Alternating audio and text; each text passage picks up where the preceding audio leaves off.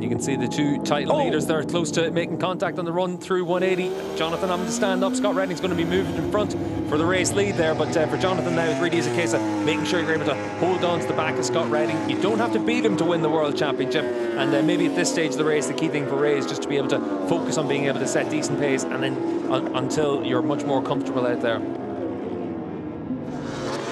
We're going to see the overtaking manoeuvre for the race lead. Jonathan Ray just a little bit wide and Redding forcefully through.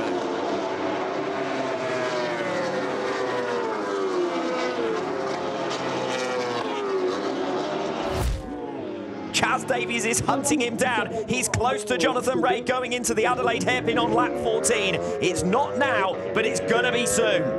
It might even be the exit of the Adelaide hairpin because he's got a much better drive off turn 5. Jonathan Ray was sluggish off the slowest corner on the circuit, and Davies has thundered down the inside, and Ray is forced back down to 4th position. Through the chicane they go, single file through there. Davies has got the move made. The moment for Jonathan Ray, he almost loses it through turn 1, and that's given him a bit of a gap now to try and find against Chaz Davies. Ray is working hard. He wants the job done this afternoon.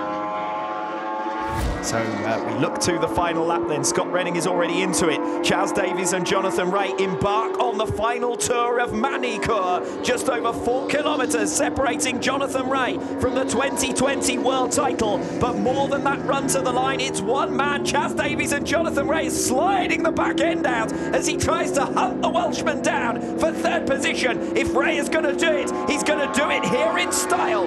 Will it be into turn 5? Will it be in the final sector? It looks as though Davies has got enough grunt to hold on in towards the Adelaide hairpin on this final lap. The gap coming down slightly out in front, but not enough. Davies still defending successfully against Ray, who's got to make his manoeuvre after those 2 chicanes. Yeah, it's definitely going to be into turn 13. That's going to be the opportunity for Jonathan Ray to try and make this move, but Chaz Davies, he's been able to open up that gap now once again over the Kawasaki.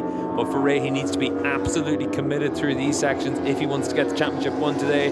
We saw what he was like through turns 1, 2 and 3. He certainly wants to get it done right now, but is that gap just a bit too much? It's into the next chicane that's going to be the important part. Ray a little bit wide there. That's going to be job done now for Chaz Davies to be able to hold on to that podium. Half a second the gap last time across the timing beams for Jonathan Ray. Now it's up to 7/10 of a second. Jonathan Ray will have to wait till Estoril. Scott Redding, Loris Baz and Chaz Davies have all made overtaking manoeuvres on Jonathan Ray. Ray's going to push it right to the finish here in Magny-Cours. I said it was going to be a grandstand finale. We're into the final sector. Scott Redding is doing everything that he can. He's going to pick up the 25 championship points, but Jonathan Ray is in 4th position, and it's not going to be good enough for the #1 to seal that plate for another year. Chaz Davies defends through the final 3 turns. Jonathan Ray restricted to 4th. Scott Redding wins in Magny-Cours and keeps the title fight alive.